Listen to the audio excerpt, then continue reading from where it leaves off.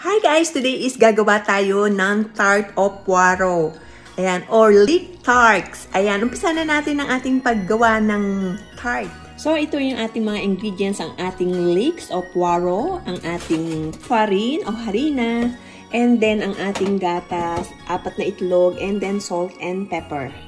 And of course, itong ating pie crust. Itong ready-made pie crust. First ay igisa muna natin itong ating leeks.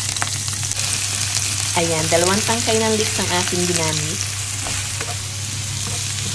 Ayan, hanggang sa malutong mabuti.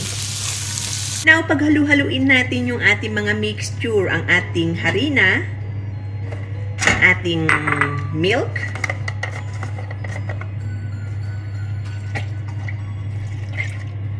eggs,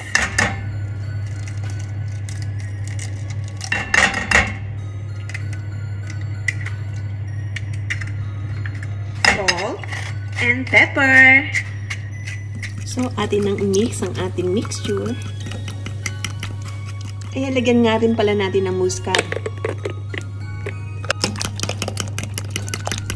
Atin nang ihalo yung ating nilutong leeks o poiro.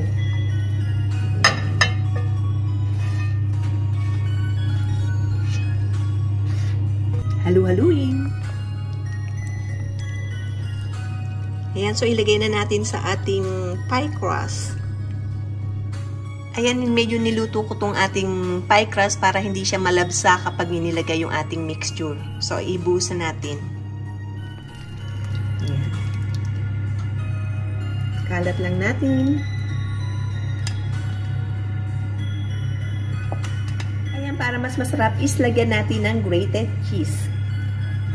Ayan, damihan natin. So, ayan, isalang na natin.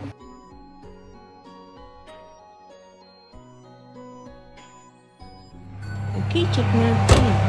Ayan, hindi pa siya luto. Okay, ayan na, luto na yung ating leek tart. Ayan, oh. Super yummy. Ayan, ready na yung ating leek tart. Yummy, yummy. Ayan. Bon appetit.